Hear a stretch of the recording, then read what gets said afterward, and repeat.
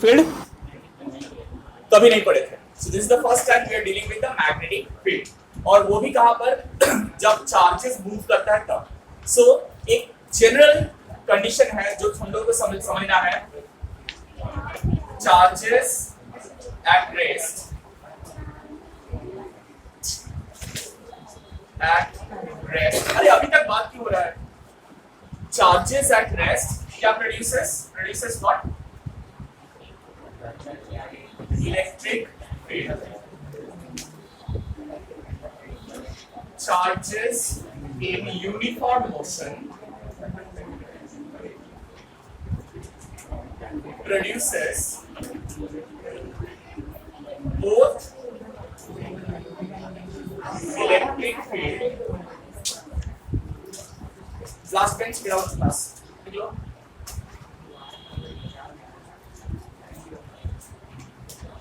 and magnetic field.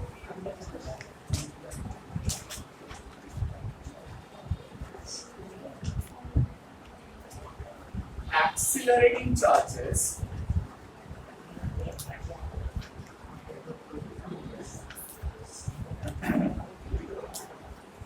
produces EM waves.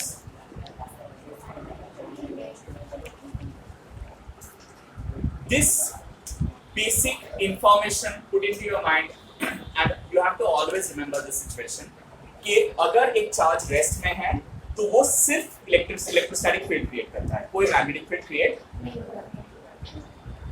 मतलब एक charge rest में रहेगा तो वो मैग्नेटिक फील्ड एक्सपीरियंस भी नहीं कर पाएगा। As simple as that. कैसा? जैसे if you know a language, वो लैंग्वेज में बात हो रहा है तो वो तुम समझ सकते हो। क्यों? क्योंकि वो लैंग्वेज तुम बोल सकते हो, इसलिए। सिमिलरली चार्जेस एट रेस्ट ना तो वो मैग्नेटिक फील्ड का लैंग्वेज समझता है, ना तो वो मैग्नेटिक फील्ड क्रिएट करता है। ठीक है? बस इमेज का जाएगा ऐसा देखा नहीं। सो व्हाट डिड आई से कि चार्जेस एट रेस्ट ना तो वो मैग्नेटिक फील्ड समझता है, ना तो वो मैग्नेटिक फील्ड बोलता है, कुछ नहीं करता। लेकिन चार्जेस जब मोशन में आ जाएंगे, अगर वो यूनिफॉर्म मोशन में रहे तो वो इलेक्ट्रिक फील्ड भी क्रिएट करता है और मैग्नेटिक फील्ड भी क्रिएट करता है, जो हम लोग ये वाला टॉपिक में पढ़ने वाले हैं। और अगर वो चार्जेस यूनिफॉर्म मोशन में नहीं है, एक्सेलरेटेड मोशन में, तब क्या होगा? तब वो हियर वेव्स क्रिएट करेगा। So at the end of the electromagnetism we will get EM waves, जहां पर accelerated charge particle EM waves create कर सकते हैं। ये तुम लोगों ने एटॉमिक स्ट्रक्चर में पढ़ा है, बोर्स थ्योरी पहले डिस्कार्ड कर दिया गया था। क्यों? क्योंकि वो जब चार्ज पार्टिकल सर्कल में घूमते हैं तो according to electromagnetism it should radiate energy because it is accelerating, and since it will be unstable तो वो इलेक्ट्रॉन जाके न्यूक्लियस को हिट करना चाहिए, and it is very unstable, लेकिन वो होता नहीं। So the condition is, the concept is accelerating charge particles produce EM waves. So ये ऑलरेडी हम लोग कर चुके हैं, आज हम लोग इसके साथ डील करने वाले हैं। ठीक है? सो इसीलिए थोड़ा ध्यान से समझना। Alright? So the first thing first, magnetic field क्या है? मैग्नेटिक फील्ड जैसे इलेक्ट्रिक फील्ड होता है उसी की तरफ एक सिचुएशन है मैग्नेटिक फील्ड, वो भी एक फील्ड है, वो अपना बोली बोलता है, इलेक्ट्रिक फील्ड अपना बोली बोलता है, लेकिन वो क्या बोलता है वो समझना है हम लोगों को। इलेक्ट्रिक फील्ड इंटेंसिटी को हम लोग E से रिप्रेजेंट करते हैं और उसका नाम देते हैं क्या? Electric field intensity. लेकिन मैग्नेटिक फील्ड को हम लोग B से रिप्रेजेंट करते हैं और उसको मैग्नेटिक इंडक्शन बोलते हैं। ओके, इंटेंसिटी नहीं बोलते हैं, क्या बोलते हैं? Magnetic induction. मैग्नेटिज्म में इंटेंसिटी नहीं बोलते हैं B को, क्योंकि इंटेंसिटी कुछ और डेफिनेशन है। जब हम लोग मैग्नेटिक प्रॉपर्टीज ऑफ मैटर पढ़ेंगे तब इंटेंसिटी क्या होता है वो। For the time being just know, जो काम E करता है सिमिलर काम कौन करता है? B करता है, और वो मैग्नेटिक इंटेंसिटी नहीं है, मैग्नेटिक इंडक्शन है, लेकिन वो फील्ड का स्ट्रेंथ ही रिप्रेजेंट करता है। मतलब मैग्नेटिक फील्ड कहां पर कितना स्ट्रांग है वो रिप्रेजेंट करता है। अब मैग्नेटिक फील्ड के बारे में जब डिस्कस कर रहे हैं तो हम लोग थोड़ा पीछे जा सकते हैं, जहां पर हम लोग परमानेंट मैग्नेट पढ़े थे कि अगर एक मैग्नेट को हम लोग हैंग कर देते हैं तो वो ऑलवेज कौन सा डायरेक्शन में डायरेक्ट करता है? North south direction, right? क्यों नॉर्थ साउथ डायरेक्शन में डायरेक्ट करता है? क्यों नॉर्थ साउथ डायरेक्शन में डायरेक्ट करता है एक magnet? Because of earth's magnetism, मतलब अर्थ का पास भी एक मैग्नेटिक फील्ड है एंड वो मैग्नेटिक फील्ड एक फोर्स अप्लाई करता है, इसीलिए it gives a particular specific direction. चलो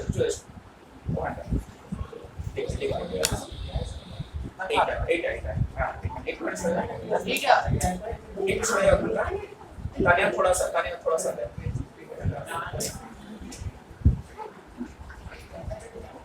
हो गया, बढ़िया। Well now is the very important thing. Problem ये है कि मैग्नेटिक फील्ड में चार्जेस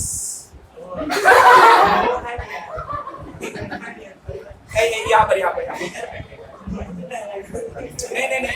पृथ्वी से Let's come back. Sneha, calm down. ठीक है, it's okay. जो को है। अब जो बोल रहे थोड़ा ध्यान से। इलेक्ट्रिक फील्ड में चार्जेस जो थे, वो इलेक्ट्रिक फील्ड का डायरेक्शन में मूव करता है, ठीक है? इलेक्ट्रिक फील्ड में कंसंट्रेट करो, प्लीज थोड़ा कंसंट्रेट करो। इलेक्ट्रिक फील्ड में जो चार्जेस थे, वो इलेक्ट्रिक फील्ड का डायरेक्शन में या तो ऑपोजिट डायरेक्शन में फोर्स फील करते थे, राइट?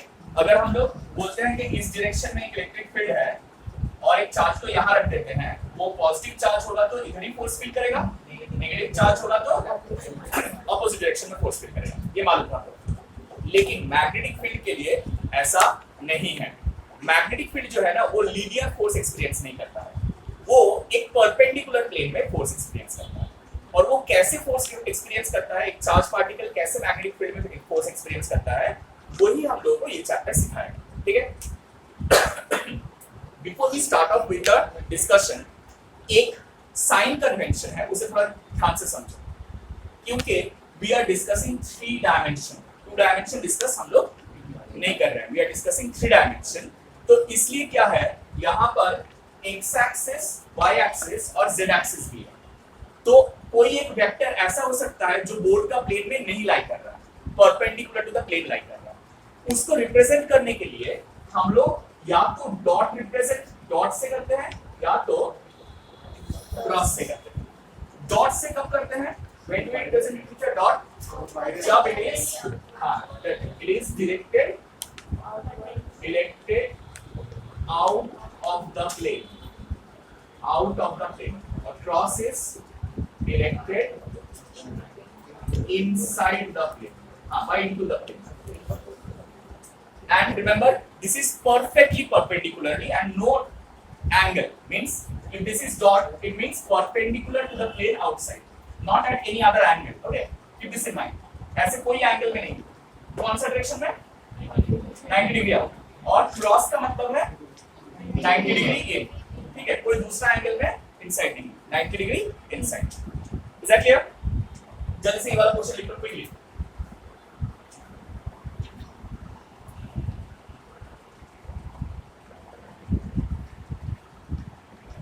लिख लिया?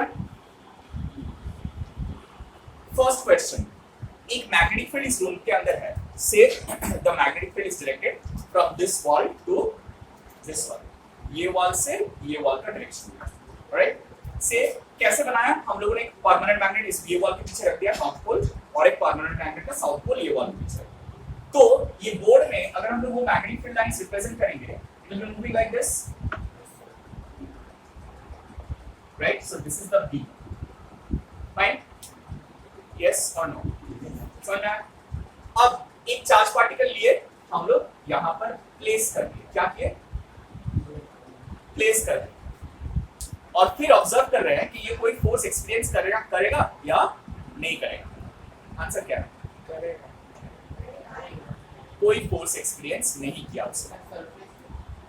चार्ज पार्टिकल को रेस्ट में रखा यहाँ पर, वो कोई फोर्स एक्सपीरियंस नहीं किया। क्यों? अभी डिस्कस किया ना हम लोग, चार्ज पार्टिकल में रेस्ट में रहता है, ना तो वो इलेक्ट्रिक मैग्नेटिक फील्ड बोलता है, ना तो वो मैग्नेटिक फील्ड सुनता है।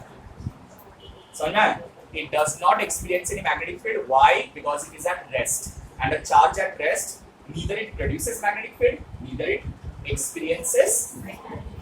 Done? अगर ये मैग्नेटिक फील्ड नहीं होकर इलेक्ट्रिक फील्ड होता, तब वो इसी डायरेक्शन में फोर्स एक्सपीरियंस करता। You all know this, right? So the first point, write this down. A charged particle at rest never experience any force in magnetic field. A charged particle at rest never experience any force in a magnetic field. Never experience any force in the magnetic field. ठीक है? अब charge particles को motion में ला रहे हैं, ठीक है? Case 1, right? Case 1, a charged particle is thrown parallel to the magnetic field. A charged particle is thrown parallel to the magnetic field. क्या होगा? Charge particle is thrown parallel to the magnetic field. देखो ये इधर magnetic field है ना, मैंने एक charge particle को उठाया और इसको इस डायरेक्शन में थ्रो किया, exactly parallel to the magnetic field with a velocity v। Plus q charge particle है, विद अ वेलोसिटी v मैंने इस डायरेक्शन में थ्रो किया। How much force will it experience? फिर हम लोग देख रहे हैं कि ये कोई फोर्स एक्सपीरियंस नहीं किया। It does not experience any force. ये ऑब्जर्वेशंस है, क्यों है आई विल टेल यू। ये ऑब्जर्वेशंस है for the time being, write down the observations, उसके बाद हम बताएंगे क्यों हो रहा है, ठीक है? सो केस 1 क्या किया हम लोग? Charge particle along the direction of the magnetic parallel to the magnetic. अच्छा, ये अगर ये चार्ज पार्टिकल इधर नहीं थ्रो करके एग्जैक्टली ऑपोजिट डायरेक्शन में भी थ्रो करेंगे ना, तब भी ये कोई फोर्स एक्सपीरियंस नहीं करेगा, ठीक है? So write this down, the charge particle will not experience any force. The charged particle will not experience any force. Right, that is the observation. Charged particle will experience will experience no force whatsoever. Will not experience any force. Charged particle will not experience any force. हो गया? Done. अब आ रहा है case 2। थोड़ा ध्यान से सुनना ये वाला केस 2। इस बार हम लोग एक बार मैग्नेट का नॉर्थ पोल वो वॉल के पीछे लिया और एक बार मैग्नेट का साउथ पोल ये वॉल के पीछे लिया। The magnetic lines of force, जैसे electric lines of force always positive charge से नेगेटिव चार्ज में जाता था, magnetic lines of force always north pole से, ठीक है? तो उधर अगर नॉर्थ पोल है, इधर अगर साउथ पोल है, तो बोर्ड में मैग्नेटिक फील्ड लाइंस कैसे मार्क करेंगे? Right, so will be crosses. Why? Because they going inside the plane of the pole. Right? Okay. हमने अगर सीखा inside the plane of the pole means this one. समझ आ रहा है? समझ में आ रहा है? बुझा अच्छे की बोलते हैं अभी? रोहित समझ आ रहा है क्या बोल रहे हैं? तुम उसका अच्छे बोलते हैं? Now ये जो क्रॉस मैंने किया ये क्या है? ये क्या है? क्रॉस क्या है? राइट, मतलब ये पूरा रीजन में एक क्या है? क्या बैठा हुआ है? Magnetic field. Magnetic field B बैठा हुआ है जिसका डायरेक्शन है into the plane of the pole, right? I have taken up charge particle, positively charge particle, and मैंने उसको यहां से थ्रो किया, इस डायरेक्शन में थ्रो किया with a velocity how much? v। सो एक प्लस q को थ्रो किया है विद अ वेलोसिटी v। ये वाला ऑब्जर्वेशन थोड़ा ध्यान से देखना। ये चार्ज पार्टिकल हमने थ्रो किया ना, हम देखे एक मजेदार बात, ये चार्ज पार्टिकल ऐसे एक सर्कल में घूम रहा है, घूम ही रहा है, वो कुछ नहीं कर रहा है।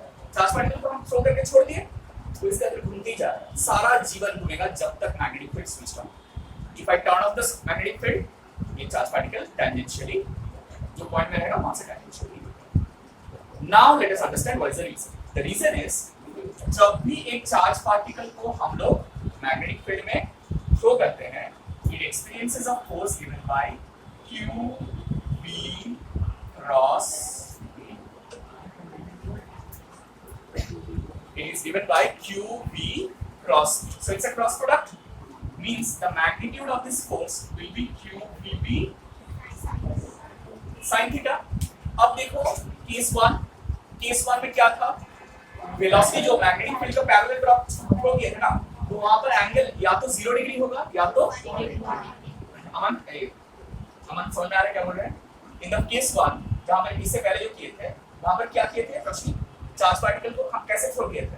मैग्नेटिक फील्ड से पैरेलल थ्रो किए थे ना, तो मतलब angle between magnetic field vector v and the velocity vector v was how much? 0 degree या 180 degree, opposite direction में 180 degree. You know sin 0 कितना होता है? 0. That is why it experienced. Is that clear? 180 sin 180 भी 0 होता है, तो इसलिए वो कोई फोर्स एक्सपीरियंस। लेकिन यहाँ बंदा घूम क्यों रहा है ऐसे? तो क्या हो गया? क्या कहते हैं? सेंटर सही है, क्या हो गया? ये क्या हो गया? अरे सेंटीमीटर कहाँ से आ गया यार? ये तो चल रहा था मैग्नेटिक फील्ड, सेंटीमीटर कहाँ चले गए? सही बोली वो, उसको टीज मत करो, वो सही बोली, एकदम सही बोली। अब क्वेश्चन ये है कि वो क्यों सर्कुलर मोशन कर रहा है। फर्स्ट क्वेश्चन, अगर वो सर्कुलर मोशन कर रहा है तो ऑब्वियसली उस पे एक सेंट्रीपिटल फोर्स एक्ट कर रहा है, क्योंकि सेंट्रीपिटल फोर्स छोड़ के सर्कुलर मोशन कभी नहीं बनेगा। अब क्वेश्चन ये है, ये सेंट्रीपिटल फोर्स अप्लाई कौन कर रहा है? This magnetic field on the charge particle. कैसे? अब आएगा cross product concept. Remember cross product में हम लोग क्या सीखे थे कि जब भी हम लोग b क्रॉस b करते हैं, we get a vector which is perpendicular to both b as well as b। अब देखो b किधर है? अंदर की तरफ, और ये पॉइंट में b किधर है? इस डायरेक्शन में। तो अगर हम लोग b क्रॉस b करते हैं, हम किधर पॉइंट करता है? Upward direction. This is b along the direction of b and we are doing cross b। Okay, right hand left hand मत करना, लेफ्ट हैंड से करोगे तो बहुत पिटेंगे पकड़ के। यहाँ फिर भी लेफ्ट हैंड लगा के रखिए, देखो सारा रात तोड़ देंगे एक साथ, एक ही रात नहीं बचेगा बस नहीं। सो लिसन, जिन लोग क्रॉस प्रोडक्ट भूल गए हैं उन लोगों के लिए एक छोटा सा रिवीजन, ध्यान से सुनो, सारी concentrate. When you have two vectors, say this is vector A and this is vector B. If you do A cross B, तब A cross B करने से क्या होता है? It gives you a vector which is perpendicular to the plane and it is outwards. And हम लोग right hand grasp rule से करते हैं। और अगर right hand grasp rule याद भी नहीं रहा, Cox rule मतलब एक स्क्रू जो है उसको क्लॉकवाइज रोटेट करने से अंदर जाता है, एंटी क्लॉकवाइज रोटेट करने से बाहर, राइट? सो यहाँ पर अगर हम लोग A क्रॉस B कर रहे हैं, एंटी क्लॉकवाइज कर रहे हैं तो वो बाहर, और क्लॉकवाइज करेंगे तो वो। तो देखो यहाँ पर क्या हो रहा है, यहाँ पर B इधर है और B किस डायरेक्शन में? इनवर्ड्स है ना, तो हम लोगों को क्या करना पड़ रहा है? B से B की तरफ घुमाना पड़ रहा है। तो ऐसे अगर घुमाएंगे तो ऑब्वियसली स्क्रू जो है ऊपर की तरफ जाएगा। सो अगर ये समझने में दिक्कत भी होता है ना, तो फ्लेमिंग्स लेफ्ट हैंड रूल जो है वो अप्लाई कर सकते हैं यहाँ पर। फ्लेमिंग्स लेफ्ट हैंड रूल क्या बताता है? FBI क्रॉस मिले, इसके बाद हंसेंगे, ठीक है? फ्लेमिंग्स लेफ्ट हैंड रूल क्या बताता है कि अगर एक चार्ज पार्टिकल या current carrying wire magnetic field के अंदर थ्रो माने रखा गया है, तब it experiences a force whose direction is represented by Fleming's left hand। वो क्या बोल रहा है? बोल रहा है कि ये तीनों फिंगर जो स्ट्रेच आउट किया है, इसमें से एक मैग्नेटिक फील्ड डिनोट करता है, एक फोर्स डिनोट करता है और एक करंट इलेक्ट्रिसिटी डिनोट करता है, ठीक है? Force, magnetic field, current electricity. ये याद कैसे रहेगा? एक बहुत कॉमन इंस्टीट्यूशन है, we call it the Federal Bureau of Investigations, not here in USA। So FBI, F represents force, B represents magnetic field और I है current, ठीक है? और ये एकदम ऑर्डर में है, F B I। ये F है, ये B है, ये I है। रिमेंबर ये लेफ्ट हैंड है, राइट हैंड नहीं है। हाँ, it's very important, left hand, ठीक है? अब देखो, अगर इससे समझना है यहाँ पर कैसे समझेंगे? B इधर है इस डायरेक्शन में, तो चार्ज जिस डायरेक्शन में मोशन में होता है, सारे when I'm explaining something, if you are having a doubt, ask me। हो गया? और बात नहीं होगा, इसलिए अगर कुछ पूछना है मुझसे पूछो। तो if you keep on discussing, हम जो बोल रहे हैं उसमें सारा मिस आउट हो रहा है, थोड़ा ध्यान से सुनो। B इधर है, जिस डायरेक्शन में B रहेगा हम लोग करंट का डायरेक्शन बोलेंगे। किसका डायरेक्शन? ये लो, चार्ज पार्टिकल का मोशन मतलब करंट, यस और नो? चार्ज पार्टिकल का मोशन मतलब करंट। सो ये FBI है, तो B B नोन है मतलब I नोन है, इस डायरेक्शन में है, ठीक है। अब ये वाला फिंगर जो है ये B डिनोट करता है, मैग्नेटिक फील्ड वो किधर है, इनसाइड है, तो देखो थंब किधर पॉइंट कर रहा है, so that means this charge particle will experience a force in the upward direction, clear। लेकिन वो ये इंस्टेंट में वो किधर फोर्स एक्सपीरियंस किया, अपवर्ड्स। जैसे वो रोटेट करके ये वाला पोजीशन में आ गया, you know the velocity is always tangential to the path, हां या velocity is always tangential to the path, तब करंट का डायरेक्शन एफ बी आई का डायरेक्शन चेंज होकर ऊपर वाले डायरेक्शन में आ गया, और मैग्नेटिक फील्ड इज इनवर्स, तो देखो थंब किधर पॉइंट कर रहा है, towards the left, so force इस डायरेक्शन में एक्ट कर रहा है। So see, this is why it is creating a centripetal force, because वो force जो है वो always center की तरफ directed है। Similarly, you reach this point, यहाँ पर velocity कौन सा direction में होता है, ये direction में। अच्छा ये समझ में आ रहा है ना क्यों हम velocity ऐसे बना रहे हैं यहाँ पर, क्यों बना रहे हैं? Velocity for any circular motion remains along the tangential direction, ठीक है। So यहाँ पर क्या हो रहा है, B का डायरेक्शन इस डायरेक्शन में आ रहा है, so if you put your thumb along this direction, तो ये thumb किधर पॉइंट कर रहा है, डाउनवर्ड्स पॉइंट कर रहा है, तो thumb is pointing in the downward direction। हाँ, इसको प्लेस करना थोड़ा प्रॉब्लमेटिक है, लेकिन कैसे प्लेस करेंगे, एक-एक करके, कोई भी एक को क्रॉस, कोई भी मान लीजिए एग्जाम में दिया है जरा पेपर लेके करना गया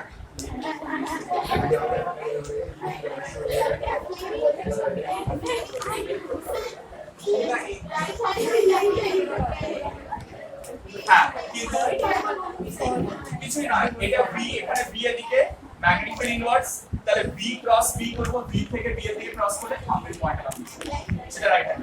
আর লেফট হ্যান্ড রুলে করলে F B I টা কোন ডাইরেকশনে আছে, নিচে ডাইরেকশনে আছে, আর ম্যাগনেটিক ফিল্ডটা ইনভার্স, তাহলে the thumb points towards the left, right, তাহলে it experiences the force towards the right। So see any position, sorry, right, it experiences the force towards the right। Rohit direction समझ में आया ना, रोशनी सालिया डायरेक्शन समझ में आया मुझे ऐसे। So see at every point the force is directed towards the center of the motion, that's why it performed a what motion, circular motion, it performed a circular motion। So write this down, case 2, right, case 2 should I go, when the charge particle is thrown, when the charge particle is thrown when the charge particle is thrown perpendicular to the direction of magnetic field, perpendicular to the direction of magnetic field, charge particle is thrown perpendicular to the direction of magnetic field, direction of magnetic field,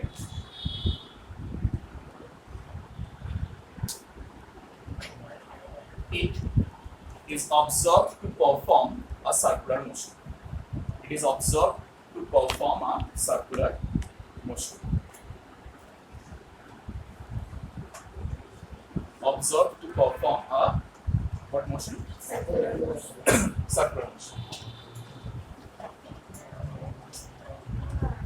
বুঝে আছে, তারপরে লিখবো because the force acting on the charge particle, because the force acting on the charge particle, the force acting on the charge particle is given by F equal to QV cross B, F equal to QV cross B, is that clear? And the magnitude is F equal to QVB sin theta, magnitude is QVB sin theta, where sin theta is equal to theta is equal to 90 degree। You understand why 90 degree? B इस direction में है और B क्या है, inverse है, so the angle between B and B is how much, 90 degree। so theta 90 degree होता है तो sin 90 degree का वैल्यू कितना है बताओ, so F will be equal to QVB, ठीक है, QVB, clear sir? This force produces, अच्छा ठीक है, where theta equal to 90 degree, where theta equal to 90 degree, f equal to cube v. ठीक है, थीटा इक्वल टू 90 डिग्री के पास sin theta equal to 1 लिख लो, नहीं तो बाद में वही सोचते रह जाओगे कि थीटा इक्वल टू 90 डिग्री और sin थीटा कहां गया। आधा घंटा वही सोच रहे हैं कि sin थीटा क्या होगा। ये बोलिए बेटी। सो अब ये लिखिए, उसके बाद लिखो this force produces the necessary centripetal force. This force produces the necessary centripetal force. Necessary centripetal force for the circular motion. Necessary centripetal force for the circular motion. Right? Ayana. Therefore, you know centripetal force is always written as mv square by r. So QVB is equal to mv square by r. Centripetal force is the expression for centripetal force mv square by r. Like QVB is producing the centripetal force, so QVB equal to mv square by r, and this gives you r equal to what? mv by qb. So this is the radius in which the particle will rotate. It's the radius of the circle. It's the radius of the circle.